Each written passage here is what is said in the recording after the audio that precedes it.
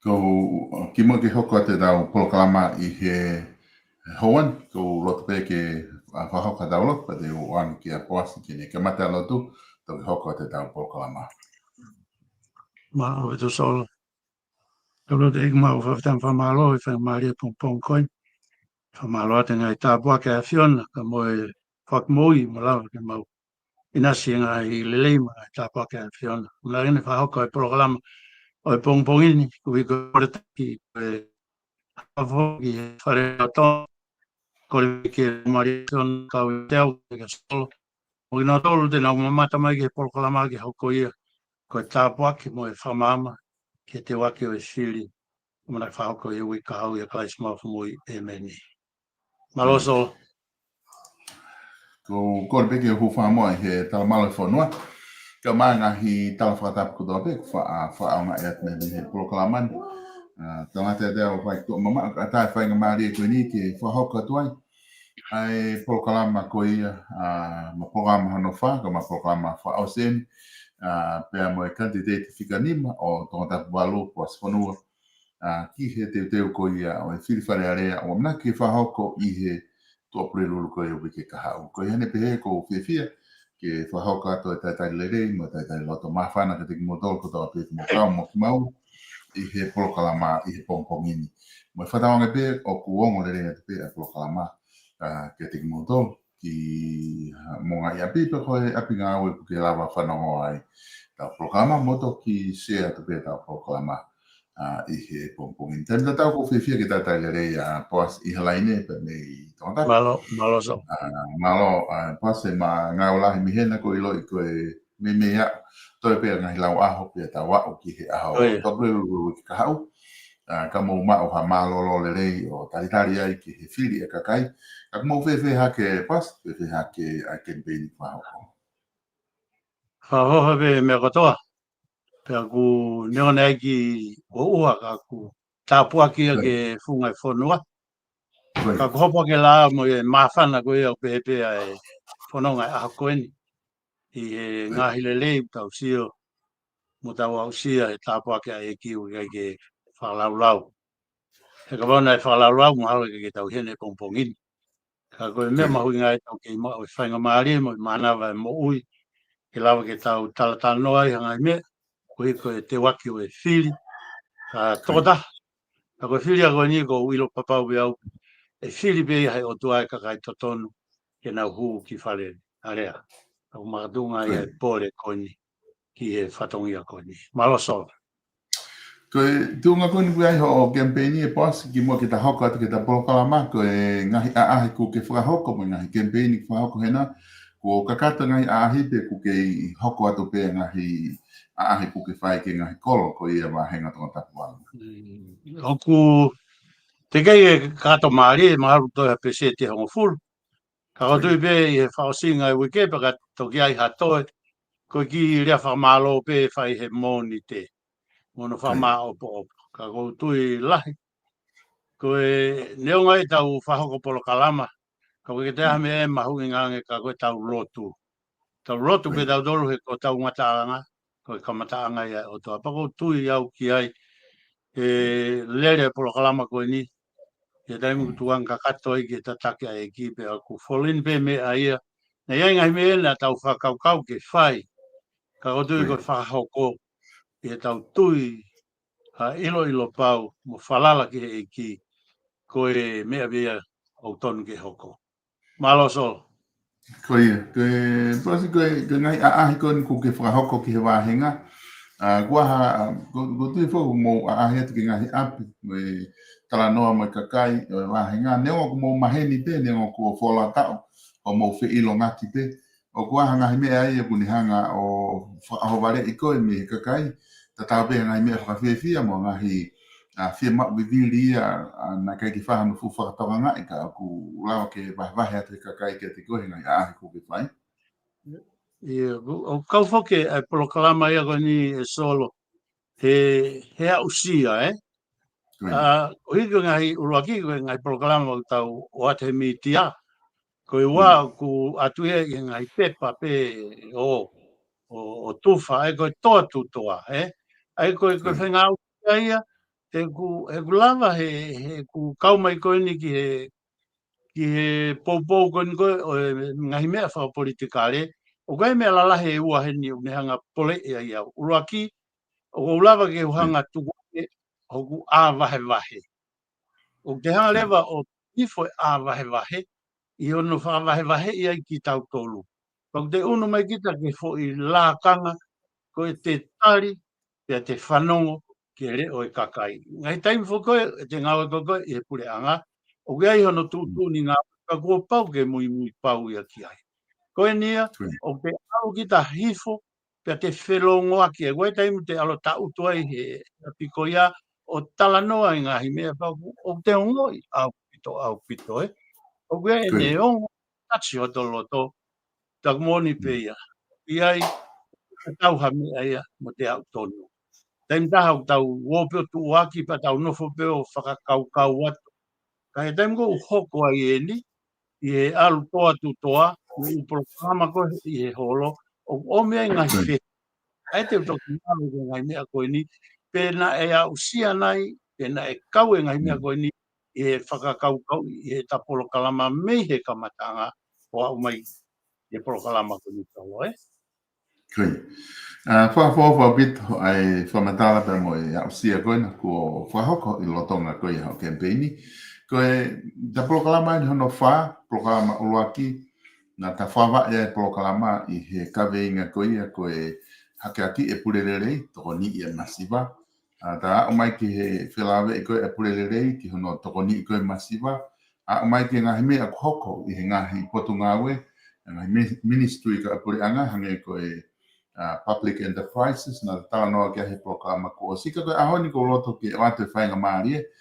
Koe ngata ta polokalama wha o si foken, ke hanga moa o whawhetau laki iang hono hake aki ko ia o e purererei, ia mohono toko ni ko e masiwa ke ta whakakato kia ta polokalama i ahoni e puasi. Io malo abito solo, eh?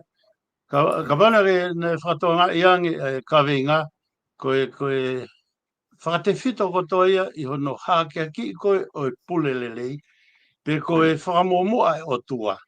he koe pule lelei koe ulunganga o tuana whinga ke whamahino ia he kamataanga, pa ko hai ia u taki i he kawinga ngawe koe ni koe o tua, he koe ulunganga o tua, pa naku lawe ke nau koe ia. I osi koe ia pa ta sio lewa ke ngahi mea o kuhoko, koe haa lewa ai ngahi nau, me ngahi mea tene hanga lava toni ke solova ngai paloparema koe ia. Pa tahi fofoki ui koe whima u koe ia ke toni e masiva, na tahi fai ke mahu inga koe ia kono whakaivia ai local government, pe koe whakakolo. Aia ka kua pau pe ke nofo ai pulelerei, pe ke nau ai otua ai pulelerei.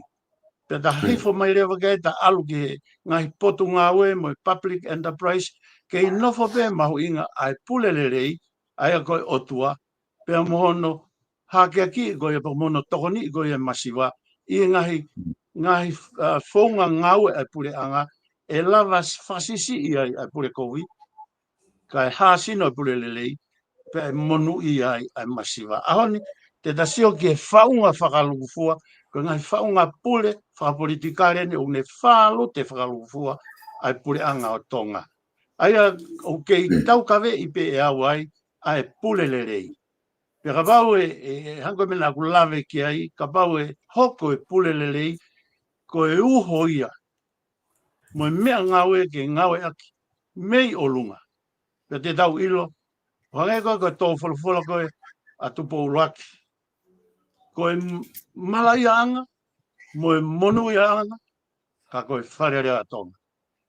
Ai ku mahino reo ka te tau tolo e mawha tuki, o ngahi uni mea koe ni kehono whakalere whakalufua pule anga. Aia ko ia, ko uhinga ia ko loto ai ke ta sio ki ai.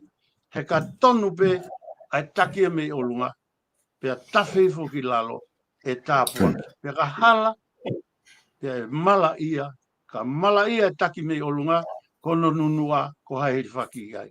Ko i whaka o whae, ka koe masiva, kai pehe ki e hakotupo e whonua, pe mo ngahi hoko atu i he kahau, o tau whakamoko puna.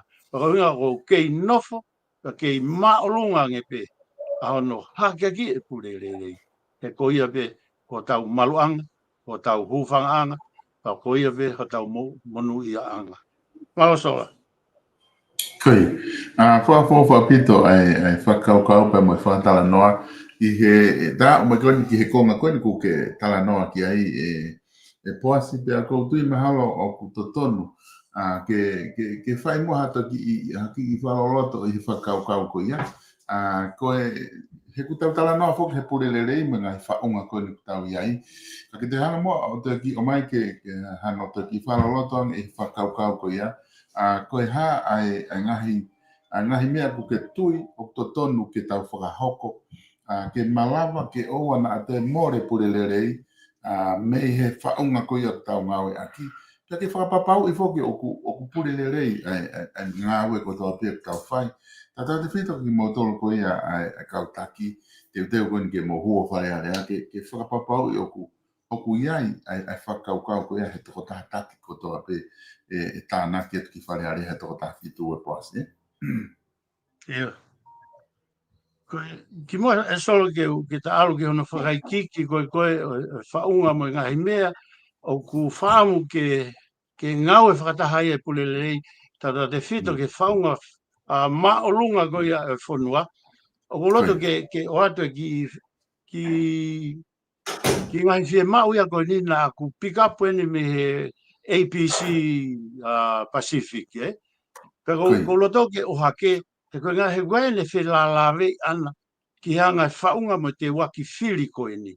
Pero mea ko loto ke o hake he ku mahu inga ni pena e ihe palani ngau koe na ku whakahoko mo e polokalama na ta whakahoko pea mohono whakama o po peu ku iai. He ku mahu inga apito he koe leo e nia o kakai. Aia koe uhinga ia koe ke te poretaki ke te whanongo ki ngai leo o kakai. Ka mahuinga ke o hake ngai whakaukau koe ni solo. O kai koe whakaukau e nia aku. Whakaukau e nia me kakai, pena o hake APC News. Ulu aki, koe temi koe nea whihu iai, koe ha ho o whie mau ki a kakai ke whiri ke hu ki wharearea, e tau wharearea whiri wafe wanima koe ni. Ura ki mea ina e omega te au. Ofa ki he masiva. Ofa ki he masiva. Ua, o whimau hata o taha au whalalaanga. Ai pa tau sio leo, whimau hata o whalalaanga. Tolu, mahuinga e whotutu, whakalukufua e palani ngawe. Aia ke whakalukufua, kai ke hasio sio kita, Koe whārewa, koe mahuinga, o tokanga ki ngahi mea, paroti ngahi mea, a whiemau viviri e kakai. Aia, ko sio rewa, koe hae ngahi whiemau viviri ko ia, paroti ko ia, pa omi lewa. Ke tau sio ke he moui lerei. Palani ko tau pe whakalufu e pure anga ke sio, ke mahuinga e moui lerei. Ua, koe ako, ke develop ai moui, te moe ilo, moe poto ai kakai. Pea koe tolu lewa i he whemau he paroti ko ia, koe mea whakamalu i security, ke ngoi he tangata ko toa pe oku malu. Aia koe whai tolu ia ko sio oku mahu inga au pito he te wake hu ki loto, ui he kunehanga e ia o whaalute ai whemau, pea moe nofo merino i he mea mahu inga e tolu koni. Pea koe whaosi rewa, koe pani whakalufua, oku mahu inga ke tokanga kia i e pure anga. Whakalakalaka, whakalukufua. Ka pana ke sio he ku talanoa koe i ta whanonga mai ta polokalama, mahu inga e pule lerei ke whakanau aki a ngawe. Pea motokoni e masiva. Pa ta haua ki koe hae whonga, te mau ke whakaivia e loko loi. Sio koe taimia ko, aki a koe whakau au koe ni, no whotaha e pure anga ia, ki he plani whakalukufua. Kai whoki e local government ia, o tokoni e whangi whemau viviri e local government. Pea i e taingi mi, ko whemia koe te tatalano kai ahoni, ai flow koe mei o lunga ki lalo, o ngawe ake pule lerei, mo nau whetafe aki whetokoni aki. Ahoni, ko harea he ne asio, o si vahe ki tau tolu. Ni manoa, o mawhai. Ko tongani whoku tau o constitutional monarchy, ai o pule, o preanga whakatui ka pule ake konistu tone. Pea ku taha ko tau pe o taliui ki ai. Paka seo ki ai, ka pau ke taliui ko ia, hanko mena whaalawe mai ki mua, o ku hai aki tau tolu ia he na e whatu ia, whakatatau ki e whekau e hongo fulu. Pea ku o tua pe ngā ue ia. O ki tau tolu pe ko taimu tau mawahe ai, ni he pule re reo ngā ke pule kovi, po ke taimu au nunu a kovi ai. Ai ko ku whinga ki whaka vete ngai fo i palo pare mako ini. Ka pau ko harea he tui o hifo, pea moe ho uiki ki ngai whata, pea moe kakai, ko hea mea u tau toi kei nofo ai. Ko e taimi nia ke tau tuu haki, pa ke tau langa. Pa ko uhinga o ko loto ai i he polokalama ko ini, ke whakamahino ai ngahi mea o ku vai, o ngahi mea o whemau ke tukuange, mo ngahi mea o whemau ke tau tālanga, i he lelei whakalufua, i e kahau pē kauia, he polokalama, ka pau te ome whainga maari o ke hu, kauia he paroti, te uhanga o whakawhepaki e ngahi mea o kovi. Te whoki rewa solo ka hanko me koe na ulawe, te uato ki pui tua pē ke whamala alaki, a kamataanga e taki polokalama koe ahoni e. Uloaki, koe whaunga koe pure koe, i he pure anga tonga. Ai au kuia e executive, o kuia i moe wharearea, o kuia i moe whakamau anga.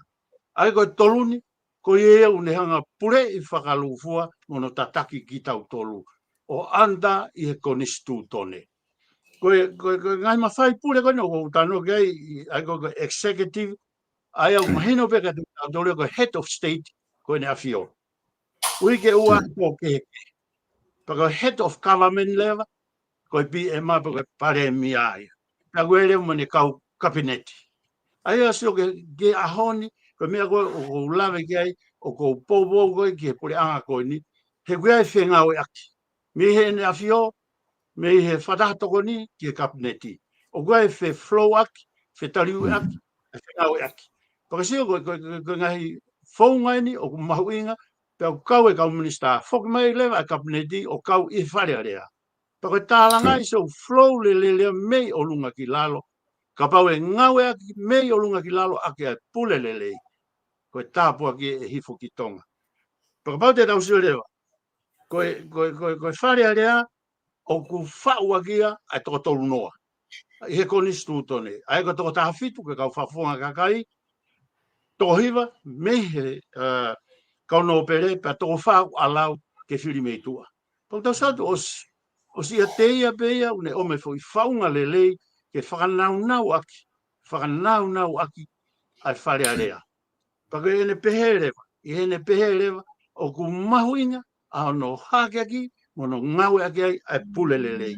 Ke ta whake whakamauanga ai te e me nofo taha e ta tala nohe pompong ni e solo Ki foi reform ko na hoko pe ko tuilahi au o ku mahuinga ke tala noai pe toutou tala noai hono furi he ku lava pe heni ke tausio ai palo parema mo ngahi mea une hanga create he foi reform ko ni e lava ke to atuai ai ngahi mea une hanga whakatupe pure kovi kai omi ai pule lelei ke tatake fonua.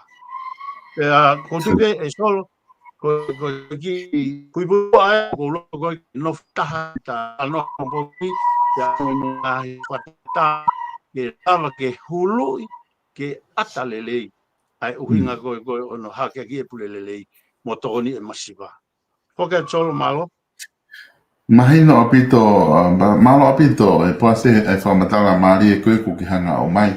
Pea maho inga lelei foki ki he tau tala noa. Keki ngata i ho kamata mai ngahi whakaukau. O ku maho inga ke tau sio ki he whakaluku fua. O ku maho inga ke tau sio ke ngahi palani whakaluku fua.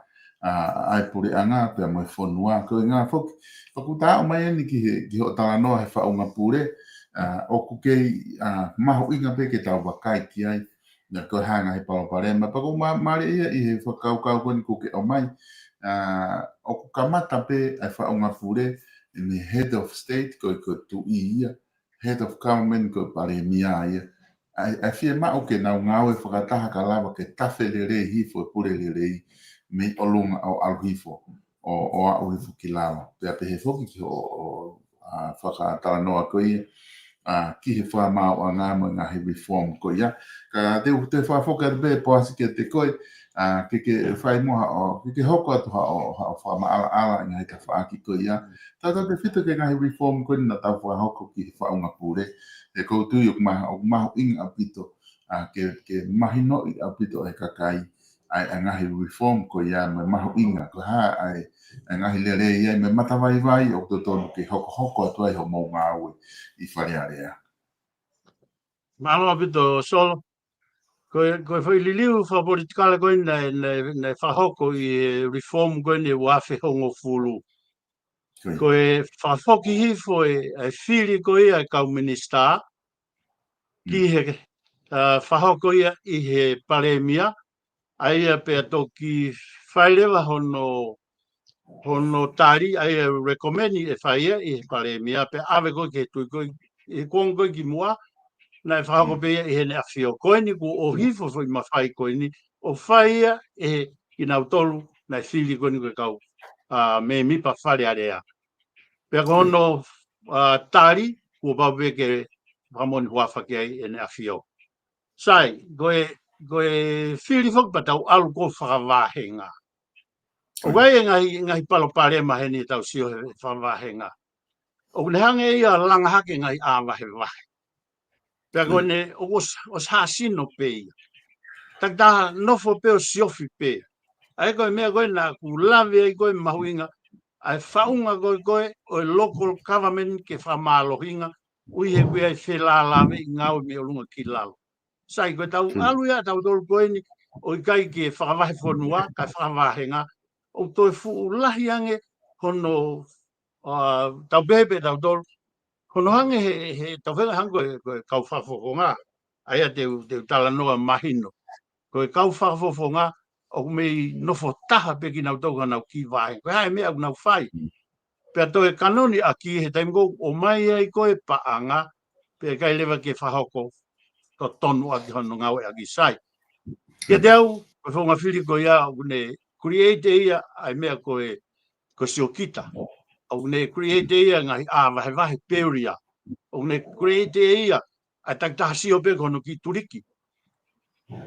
fatata mo ni te mo na hu ha ke puri anga ni o pohiva na tutu ni a pohiva ka po ke kau mai ko ki he puri anga ke langa ke ngahi o hala puri anga sio ke kamata ko kono to ai sio whakaluku fua ka ta nofo kono fetu ahoni ka pa te tau whakamoni ngai panga nei alu nei totonu ke alu ia ke koe whaunga koe o langa whakalufua ko pau ke tau lakisio ke fo i meni pe koe fo i hala mahu inga taha pe ngahu ia ke pese te au hoko ifo ke hala fika ua fika tolu, fika wha, fika nima koe nea ua hake hala fika honga fulu ia whangi hala kini ia, hala vau ia o ngahu ia ka he toko i ngai fu hala ia ko mahu inga wai ngai feitu totonu ke ngahu ko hiko ko ngoe li akia o ngahu fe u hala ko sare mohepe mo fanga pulu o no foi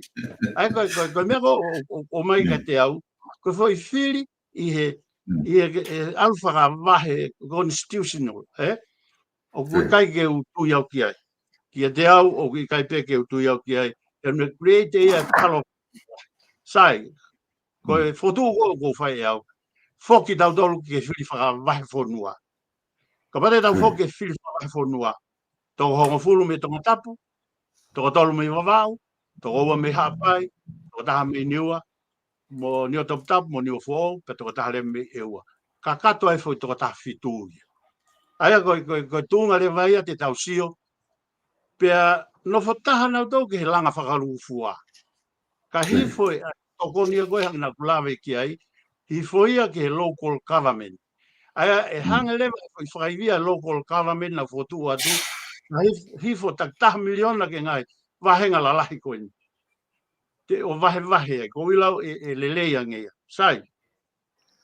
Koe mea koko o lawe kai koe filia, ai koe kakai ia, paka demokarati pe ia. Koe taimi koko tau sia ke filia ne afio.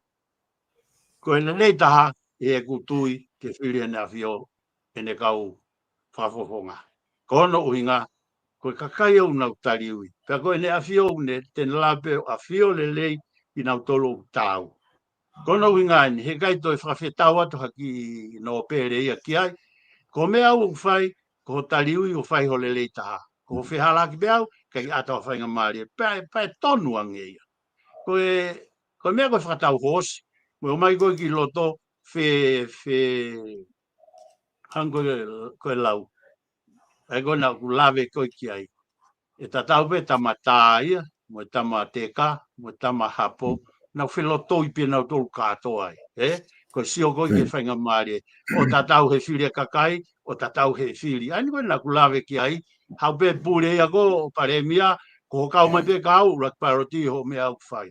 Uri aki lewa e langa whakalufua. Sio te nanga lewa o to'o e upalo parema. Kia te au, foki ke tui ke ne whai whiri toko hiwa, foki ke kakai ke ne whai ai whiri toko taha fitu. Pe ai to'o au pito ai ngai palo parema koe ni.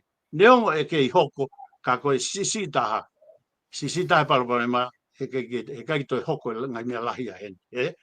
Koe tau sio ia koe ki he, ke tunga mahu inga au pito. Ko toi ni koe tau sio koe solo ke tunga koe ni koe o paremia. Ko whakau whai au pe nia, e nofo sio, Ko to hu mai pe fokia koe o kau he prokalama whakapolitikare, ma tui na ngā whakapuri anga pe au nofo pe au he siasi. Ko to hu mai a koe ni ke nofo siofi. Wa no ka pau ia hau taimla ke hua ki loto. E kai puri ha mea, ma tuka te ngā whakapuri anga au, kai ha mea puri, pau te ilo pe kita, a whi hu aki holo, mo whi manuwa aki e ngai mea i loto. Ko e sio whakai au pe nia, ke whire paremia. Ko whiri koe o paremia e whai he kau tama i loto. Ko whakau au pene a koe tānaki ki ai. Ka whai ange whiri koe ne kau tama koe i loto, ka pau na tua ku ua, pe tolu. Ka pau atu pe o taha, pe hoko lewa e toko taha koe paremia tonga. Me foi whiri koe ia. Pakaratu lewa ia o ku ua, pe tolu, pe wha, o ko fotua toi au, tuange mai ke kakai, ai foi sino koe na e, Ka pau to ua tu ame ka ke na to fainolo. Pa ko fainolo ko ia e taliu leva pale mia ki he kakai. Ke ko tengo na no foi loto ko fata hosi ga tu kuia. E fainga foi sistema ko ni. E ke vil holo pena auto i loto e fai fata hosi o hoko ai pe ia he kai pe o se pare mai. Ka ko wanga ia fa kau fa ga au pe ia. Ka pau e aluatu ka ke taha pe. Foki mai ke whiri ka kai me tua. Ka pau ka hingoa o toa whiri ka kai pe ko hai e foi toa ko ia. Pau toa tolu, whiri ka kai pe ko hai. Ko time frame pe o isi o gai na ane wesia. Ka koe tau whingin ha whonga e lava ke whaka vete ai ai foi hai sia ko ia. Ai koe hai sia i he mea koni o kui koe whatau hosi pe o whakaholo i loko. Au tau whingin whakasisi kau hang whaka sistemia koe ni ko create ngai mea koe ni. Pero uinga koe ke tau sioha ngai whonga. Solo koe ongo ta whaki e ua o loto pe ke ta ki lave ki ai. Kau toka ate o ta whaki e taha ko mahu inga lahi au pito te ka tonu ia e tau whaunga o pure o tau whanua malo solo. Maria Pito, ai whakaukau e pos. E kautui o ku whaatālanga e whoki e tautala noa ke pure whanua. Pate te kamata mai ke whiri whakaloku fua kau ia e ka veinga. O ku whai peke ai hana tālanga e koe ngā he ku. Ke iai pe toko lahi ia na nau whakaukau ko ha o hinga na e tau tu uai e whanki wahe ngā ke tau whiri whakawahe ngā kai tuku e whiri whakaloku fua na tau ngau e mai aki. Ka ke ku ka wa o mai ni ke whiri whakawahe ngā tau sio ke ngai palapare ma koe ni ku ke whamatala ki ai. Pea ku mahino rewa o ku wai ai whatu hange ko koe ku ke whatu ki tau te whoki pe ke he whiri whakaloku fua. Koe te whakoe kau no pere. O ngā koe ngai palapare ma koe ni ku whae wakai ki ai whare area. Pea ku lahi ngai whatu e ni ke na o hake i whare area ke whatu ko ia ke whiri he tui. Koe ni ku ke o mai e whakaukau ko ia ke whiri e tui e kau no pere. O koe whakume ngai whatu ia ke whiri e he kakai e kau no pere. Pea mai whaunga pe ko, nga ngau e ke taini mi, o ku whiri pe he toko tolu, a e nau kau no pere ki whare area. Ka koe ni mahino e whakaukau ki o mai. Koe whakaukau koe ni ki o mai he whiri pare mia. O ku te ke o ku lau pe whake kakai ia, ai whakaukau pe, ai ke whiri he kakai e pare mia. Nai te kei hanga e whakaukau e ke nau hanga o specific mai, pe ku wanga whewhe hano whiri. Ianga whewhe e nau kandidati mo e nau campaign ke whiri ki nau tolu. Ka te whakaukau koe ni ko o mai o ku maari a pito, he ku ose e whiri ko he kakai ai kau whawhonga tō tāwhitu. Ka kei tukuange pe ai whaifonga e he fotu ke o mai ke hoko atu. Hoko atu pe ia na wak ki whare area whiri he kakai, na woke ai o fotu ai ai pare mia. Ka pau e toko taha pe, ka hoko atu ai pe he ku ngat toko taha pe. Pe ka pau e toko ua pe toko lahi ai. Ko ngai a ko fo ho fotu u pe ke u whanonga o ku. O kua hani, pe ka pau kua hani kuna o stara noa pe ke, ka pe ke u iloia ea. Ai ke fotu mai ko ia ka laka he toko taha. Pe te whakafoki mai ngai hingoa koe ke kakai, ke nau whiri whakaloku fua atu ki ai. O nau whiri pe me ni pe koe na fotu me whare area. O ku te seo tukita o ku keki ngata hene malawa ke whai. O ku malawa e whakaukau ko ia ke whakahoko. Pe aku ki whaingofua nge whakaukau ki ai. Hatau whakaukau. Heku tau wanga whoki e poas. I ngai whanua e muri. Whakapāti whoki nau tōru. Koe nau campaign whakapāti pe. Pe kone tari pe, kone ikuna pe pāti koe. O ko se ai pe ho nau taki anau tōko tō tahi e pare mia. Ai ko se hau pe nau tōko nau ikuna pe, pa maua e pe pare mia. Ka koe ni o kehe. Tau ke i lere pe he mea ta tau pe. Ka koe ngā koe whotu ko ke o mai. Aku ki kehe rewa i whakaukau. Aku maari e pe tau so atu o malawa. Tene malawa salova e palapare. Ma posi ka teu. Kua whoki atu pe ka te koe ko ngā ke hoko atu ai ho wha matala he koutu. Mahino apito. Koe hinga whoki e pōpō ke ngai whonga koe ni. He kui loto e pulelelei. Aia koe pulelelei urua ki. Koe konga koe ke whiri koe sio o si vahe ki tau tolu e. Ni manoa, koe ta whakia e nea whio. Ni manoa, koe ta whakia e kakai. Pea hanga lewa he pule lelei, whakahoko ki nā ua.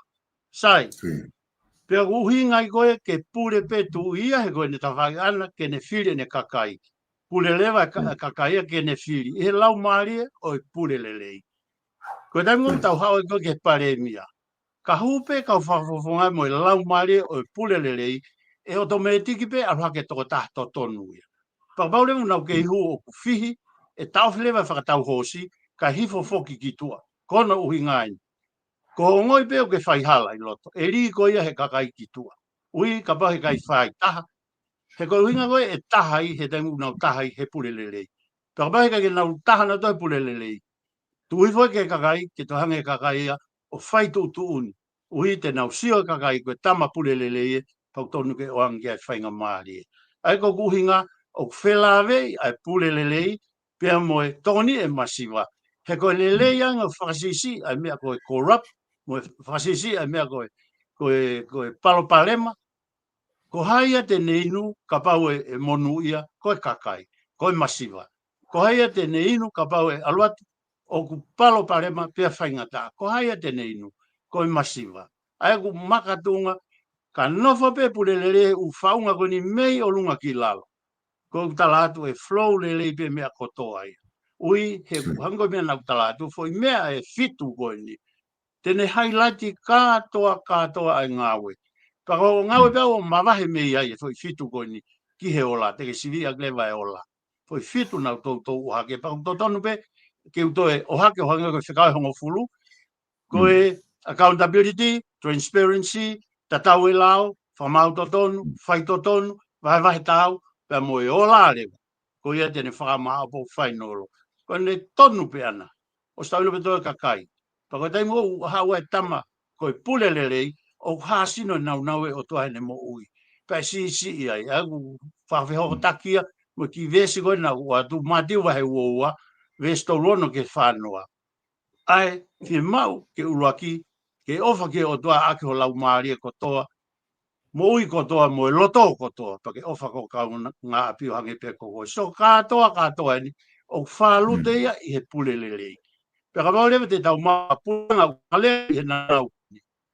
Toki pulanga hanglau, toki monu i angai. O i ka ngale tau tolu, i he mea kui ko whamalohi.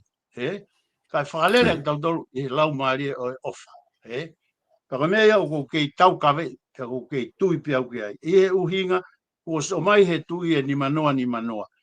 Ka tau si ora ka tau tolu, o whau e tau tolu e mea tene whasisi. Ko e tui ia, to tonu ke ne whai e whiri e ne toko hiva koe kiloto, ko ia, mo ne tawhaaki. Ko e whiri pare mia, ai koe nā ku lawe ki ai. Ko e hu e whai toko tahwhitu, e whai katoa e whai sino koe ke nau whiri. Ka pau te nau ngāke pulelei, automatic pe ka mau te tamalelei ia. Paka pau lewa e whihalaki, ai o ue tō ke. Tuang me ke kakai, he koe. E tariu i me lewa, e pare mia ke kakai. Ka pau he kai te ke tōkanga ki ai, ko e hoko e whiri hoko, auti ko ia. Automatic e ne auti ai. Pai si o lewa, o koe lewa e whenga o e aki. I e tawake ne a whio, ka koe ke ngao lele koe, auti koe. Kakai, ka koe ke whenga o e aki, auti koe. Sio, ka ngai mena ui koe check and balance. Sio ke kabineti, pia mo e whataha Privy Council, o whemau ke whai tariu aki a koia. Ka wholin lelei, me o lunga o agui lalo. Koe toki pure anga monu ia e kakotonga. Hango e lau ke tonga mai e. Marosol. Maria bito ai whakaukau koe ni kuki hanga o mai pia ku mama a bito whakaukau he tau wakai ki ai. Ke mau e pure lelei i ngahi tuunga koe ni. Ko tau palopalema ko kia poasi he tau whilipare mia. Ku lava e fo i liwi na tau whahe wafi hong fulu. Lava ia o mai mawhai e ko ia ke whili e te kakai. Tokolahi e kakai na nau loto kia he ngahi savea koe na e whahoko. I tau reform. Ke o mai mawhai ko ia pēra. Pena e lava ia whahoko. Ko palopalema ni tau whepaki mo i whare area. Ai whakatau hosi pia moe. Ka pai ala tu whewhe ko ni ngau e kakau tamami e ko ni Li aki koe e pōpō ke ma'u koe pōpō mo mea whaka pare mia i he taimu de tataki ai. Koe ngā he koe ni ki timi, ka pai toko si e ni ki timi, hangai koe i he tainimi. O koe e pala pare ma. Ka tau whea ma'u whoki ha pare mia, ke hau o mālohi pia pese te au ka kato hono mawhai mono iwi. Koe ngā ke oa na whoia te ki whakalai atu ki hataha ai.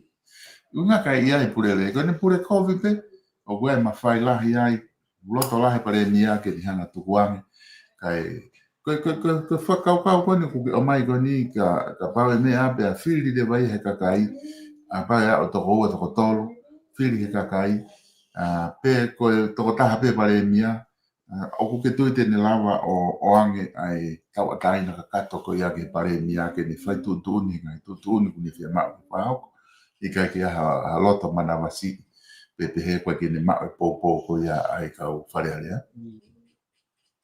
Ko tui lahi au ki ai, uhi, e ka pau e tau wakai ki hen. Ka pau e whiripe he ginau tore loto o taho nau loto, pe koe lere matangi e ngāwe. Pe ka latu lewa au ki ai, ai palo parema ia ko ia, ai ko ulawe ke pe toko ua pe toko tolu, e o ngoi lewa he paremia, koe ka kaite nau whiri koe paremia, koe foi support toko lahia. Ke toi whoki me koe ke kakai. Ui e maheno lewa ki he paremia, koe tolahi macholo ti te nau whiri ke toko taha koe ia, o tolahi, e win. Pea neo ngoi ka pai whaitu tuni hala ia, a ka aluia ke lahiange kau whenga ki e whaitu tuni hala, ka e nofo pe ke purelelei, e ke win pe ia ko support ia kakai e pihaini ai. Koe ni, o manawasi holoia I loto, ui e ko ki whalukunga pe I loto. Paka pai ka kene whai whakatau hosi, e ria. Paka mea I e hoko, e tau vilo pehe ai pe. Paka pau lewe te ke whai hala I loto. Oto me tiko whili hoko, e riko e kakai ki toa. Ai ka ku hinga pehe, e kei palo parema. Ka koe whakasisi I, mahalo e tau ki unuang. Ka kono whakao whangatuku o kou kei pōpō, ke iai ha foi sino tau a tāina, ke review e foi reform koe ni. Pe o hake ngai mea koe ni, pe awe ke tālanga I he kakai, tukuange ha foi taimi le lei au pito, taini mi koe whau koe lao, o pehe hake pehe fohe kuia awe. Kai ke nau whauna to, I whaunga totonu, kai ke koe mea koe pure kovi, kono uhinga ke whaka au fia pe lao. Ka taim ko to tonu ko ke ave ke public awareness ave holo he upolo talanga I ke mahino pe ome feedback a kakai ko ne ome ko feedback a kakai o moni mo to tonu pe unu leva te tau la re ka tambe e fufuna ka ui ko ngai lao te tau sio ke ngai lao e ahoni o ku whenga I be ke fufu pe ke le be ka kinau tolu oku I olunga ko tamua pulelele ke taki mo to au fure whainga kakai koni o ku nofo I olunga I he pule kowi ke whalere ako tau whanua. Koe be solo maro, Whewhe e poasi e kau no pereku ke whatu ufoki e whakaukau ke loto ke o kuke tui o ku tonu ke whakafoki ke tui ke ne whiri ki nao tolu ki wharearea. Whonga no molo kodu na ngā e ki whiri ki nao tolu he toko tolu pe kau no pere ke nao hou ki wharearea. Oku whehuia to aku ia oku hinga ku ke loto ai ke furihi ke whiri he tui oku I kai ke mao e purelere I he whaunga no molo koni ngau e aki ku ke loto ai ke whiri he tui. Sai, koe matuwhaka kau hoek no pere unau tariu ki he tui. Pea kau hingo e nau tariu ki he tui, ko nau whatongia ki he lere I taha. Sai, koe taimi ko awea ke whaunga e taha tu whihanga ngai. Whihanga ngai au pito ia. He ko ki nau tolu ia, unau tariu ki he lere taha ke whahako whatongia ki he tui. Koe ku whahe kakai ia e tariu I. Whiri koe e kakai, tariu ia ki he kakai. Ui, hango mene kulawe ki ai, pe sete ni manoa unofo ia I hene awhio. Pe sete lewa ni manoa ko ki tau tōri au tau ngāwe aki. Ai au kai ke toi uhinga ki tau hanga tau tā kātoa mai ni manoa au toe, he kei whakawholofola pe whaunga ia tōngani. Pera vana ke whakawholofola ko wholoa no mo vete a tongani. Kau kei whakawholofola pe whaunga a tongani i e tataki. Ko e mau a ngā pēnia. Ko e lao e ne vai ke tatau hango mea koku lau ki ai. E ngai nau ko e pule lelei. Ka whahako pe mea ia ko ni. Ko ne osiana ia. Ke whai ai lao ke tautea ke au ke taupotu taha. Ka koe lao ke ave ke au ki he kakai. Oua nofo whakapuku pe ia, pe ki takai hake pe hue wharearea pe atai. Ke mau ke awea ke tālanga, mahino he kakai, pe toki omi. Tau te tuita wai ngahi keis, pa koe kaui he keis o loto ki ai. Ki he tatau e lao ke tāko toa pe. Pea moi whakamau to tonu. Mahu inga ke siofi, i he potu ngau e whakamau anga, te tawhaki koe ni ke whakapapau o ku whakamau to tonu, whahoku lahi ngai mea au fia lahi au pito. Au fia lahi au pito e taini.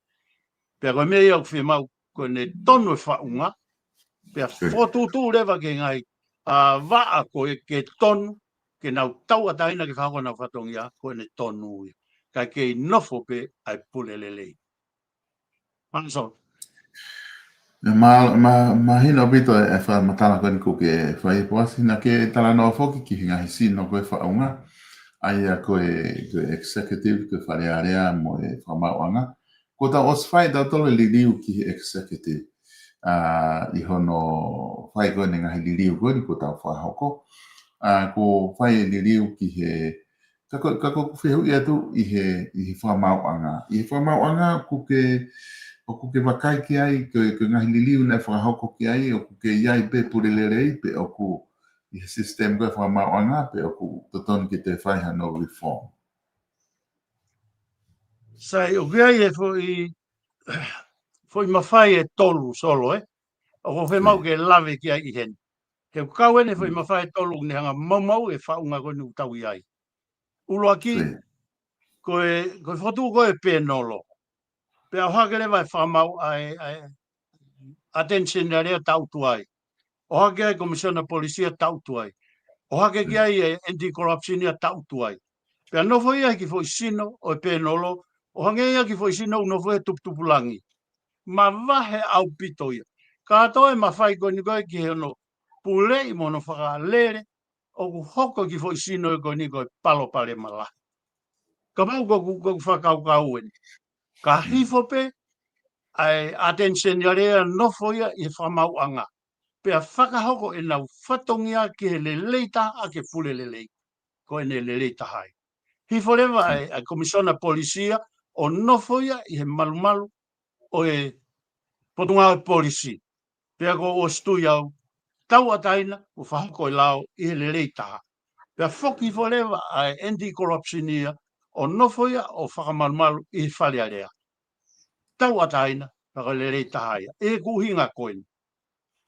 Ka pau e mālohi e ngai fui whaunga sino koini. Pe kai pure ia me ta whaaki ka nau lere o whatatau ki e lao. I kai pure ia he fui sino koini o wingi ai. He pēnolo. E tau ataina lewa e nau whai tutuni kai mua tape, mālunga tape ai pule le leike whahako aki. Pea kou tui au, hange koini. Whai whenga waha ngai kesi. Rau ke ngai kesi lala. Tau ke asika. Te wate whatata mahino. Ko asika, ko ngawe anti-corruption ke nau whatotoloi, kumi pe kumooni, ke mau e whamau totonu, moe iai halau e mau. Ko ne taimi koe, unau tau ataina pehe ai, unau omelewa ke kau polisi, ke sio pe ko whe lao, ke whakailo ai. O mai ke komisiona polisi. Ngawe lewa komisiona polisia ki ai. Sai, ko taimi koe, mau e tawa ke komisiona polisi, ave lewa ia ke whamau anga, tau ataina, whakamaui o whatatau ki he lau. Paka lau ea ke o te uri la tai, ke o te ke he taha, kai maulalo e taha, sisi e taha, ke whakamaui totonu.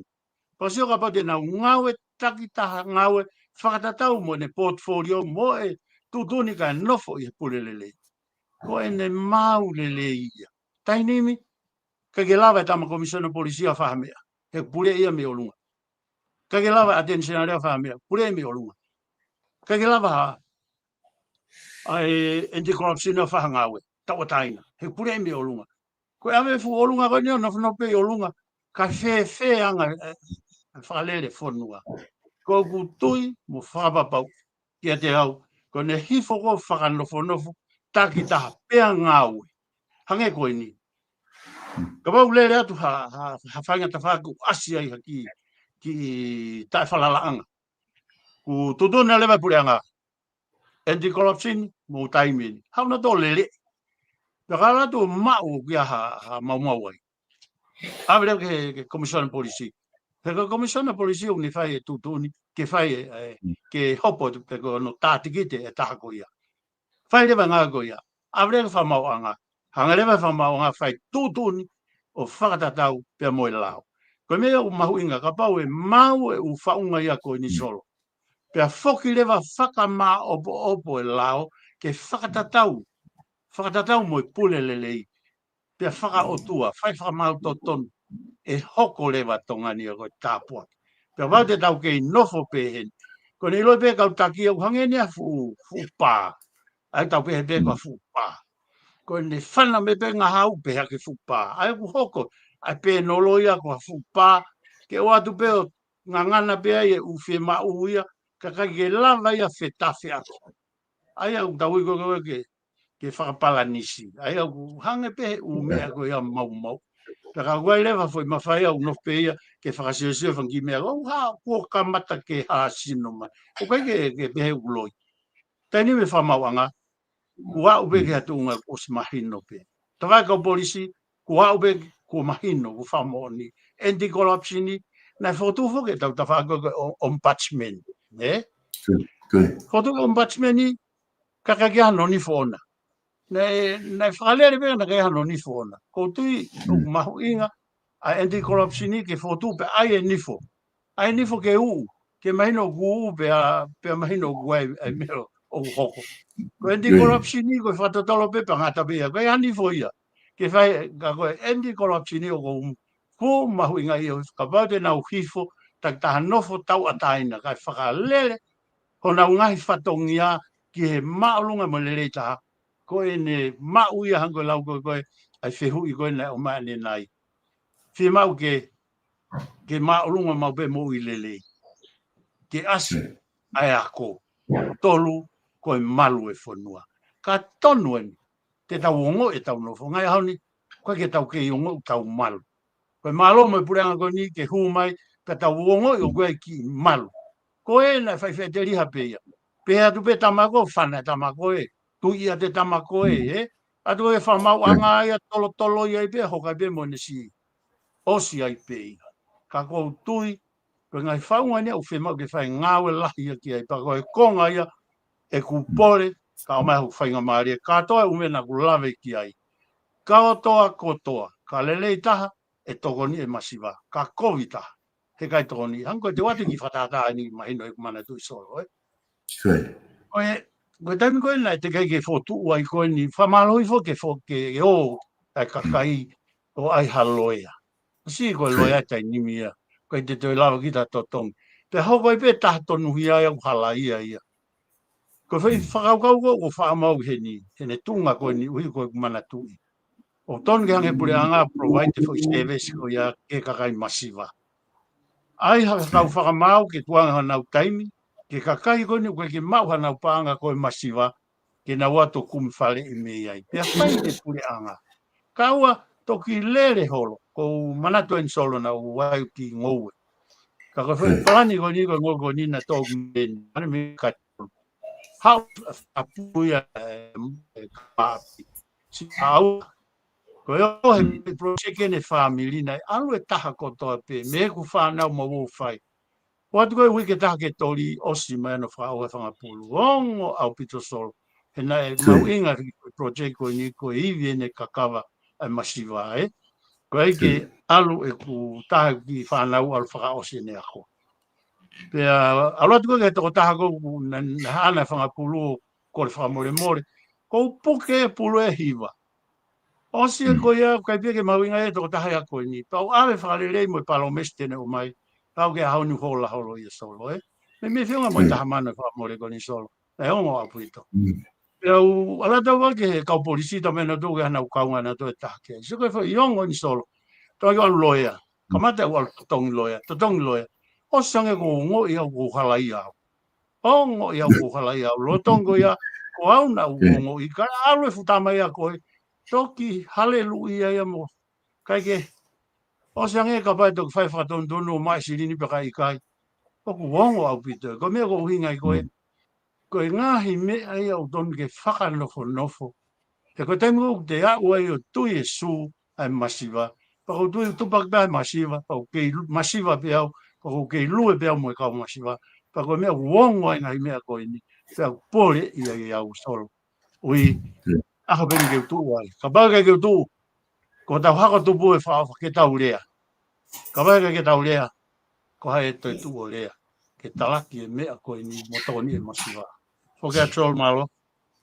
Malo pito posi ko nga o tui pe mahalo ku a te oate whainga maari ko nika te koe ke whama opo mai ta proklama o i lo de ko e ta pahane ko lau ko ta proklama wha o CN pia ka bau kua hamea peloto ke te whamanatu ki he mahenga tonga ta walu a whikawa ki mo teo whiri i he toko i wika ka hau te oate whainga maari ko ka te koe pos ke whakakato aki ta proklama he aha. Malo a picholo. Raki pe ko fie whamalo pe ke tui o lang. I e whahoko whatongia talu takamata mai wa wen ke whasinga proklama koin. Ko tui ko pōpōa kia koinu ku tuange i ngalu ea. Ko mea ia kakai ke whiri. Pea koe whiri ia, ko mea whawhoi tui tui. Pea koe tōtā ke whiri ki loto, tau tui whapapau. Koe whotutu pe e ki ko hai ke hu. Ko whie whamaloa tau ka koe solo e whangamaaria koini. Pea mo e ngai taimi. Ta whie vai a ki ai. Mo tala noa i ngai mea. I e tau mo peta. Ke hake ki ai pulele lei. Pea ke tōni e masiva. I he uhinga, ke i mua pe o tua. He nei whanofo pe ki tau tolu. Preanga tonga. Ke taki pe o tua. Pako ki tau tolu. Koe tōni koe masiva. Koe ofa ke o kau ngā api. O hange pe ko koe. Koe na whaka maa pōpō le whakarufua. Whamalo atu he whenga maari mo e talatanoa le lei. Peko tui pe ko au atu. Au atu ki he nau tolu koe i he ope. Nau tolu nau mea mai me he ope. Mo nau tolu ki he i tongani. Mo nau tolu te nau whai e whiri. Hatawang peke mo mao ha whiri. Tā pua kina. Mo monu ia.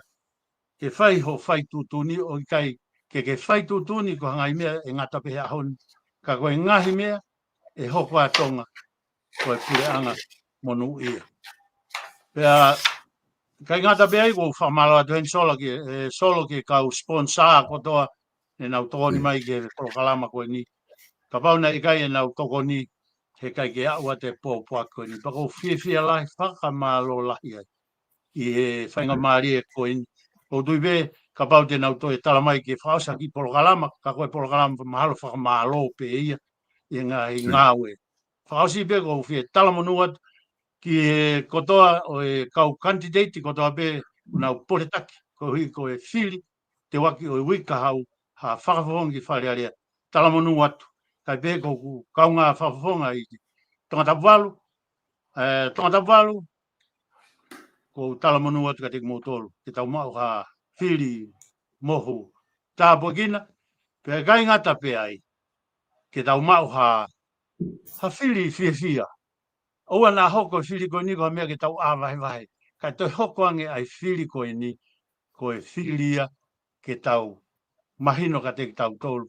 Koe o tua tene whakakato i mea ko tau pe te tau whai. Whaasi pe ko whamalo he ni ki he whamiri ko tau pe.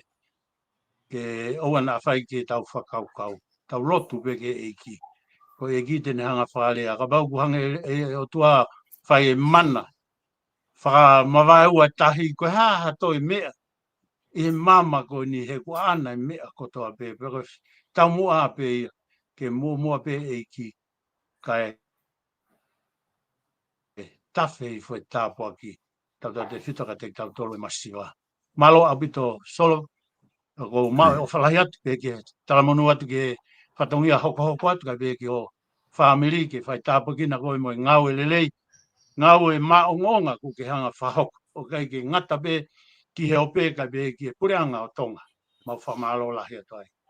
Ko ma o whalaiat, was whanua, whiganima, whawhonga tonga walu, malo awito, tua whai ki atu. Malo apito e posfono, malo apito ai whainga mare e koe e kulawa ki whai whakatala noa mo koe. O ku whaofa apito ngai prokalama hono whaini, ngai whakaukau ku ke hanga tuku mai. Ki lawa ki tau wahe wahe. A kai ki ngata pei tonga tapu walu, ka ke katoa ai kainga ko toa pia kuma ulawa o whanongo mo lawa ai ngahi whakaukau koe ni ku ke lawa whamatala ki ai. Ka ku whai e te whamalo ke te koe. Whamalo lahi whoki ki a Helen Williams, pia moi family ki Australia. Ko ngā koe tokoni whapaanga ko toa pia mo o mai. Ke lawa o whakahoko aki ai prokalama koe ni. Ko tiki a honi na tohi mai, na tohi hake e Helen. Ke te koe e poas, ka pau te ke toki whia mao hao fwe prokalama taha. I he wike ka haopa ke toki whetu taki angi kia na ki ai. Ka koe tuu ia e prokalama he ahoni. Tō te whoki aho ia i he wike ka au, ka aho moni te peme tu si te lawa whai ha prokalama. Koe ngā koe pure lulu ku koe whewhitu si te maa, koe pure lulu koe ke te whai ha campaign. Tua pure lulu Ebe lewa ka tohi ai be mo ni te toki whoki atu, ka pau ku ngata pe hen, pe te tohi whamahino i atu pe, eh? Ok. Ka malo sai apito. Ka kua malo atu he lawa koe prokalama. Tala mono atu pos, i he whiri he wike ka hau. Ka ofa pe ke mono ia whenga kwhai, pe tau tuku pe mea ko tohan ko lau, ke te take o tua, koe pure lele ia. Ta toki whilongo aki pos, o whātu ke te koe pa moe family ki tongani. Whamalo atu e kainga, i he lava koe ia ke mokau mai i he ahoni, pa moe prokalama koe ia, pa moe kantiteiti whikanima i tonga tapu walo. Pos whanua, ai e kulawa ke mawhahoko atu e whi prokalama i hono whaa, pia kwange ko lau koe ma prokalama i nai palani ke ma prokalama whaosi e mo puasi. Pia ku whatau me pēna e ongole rea peke te motolo ngai prokalama mo whatala noa le rei ko whahoko e kantiteiti. Ka mo mea tau toki whilongo aki i he taimi ka hoko mai ka mo mana tui. Tōna walu, whiri i a pos whanua, koe kantiteiti whika nima i tōna walu. I ka veinga hake aki e pure le rei toko nii ai masi waka mo mea.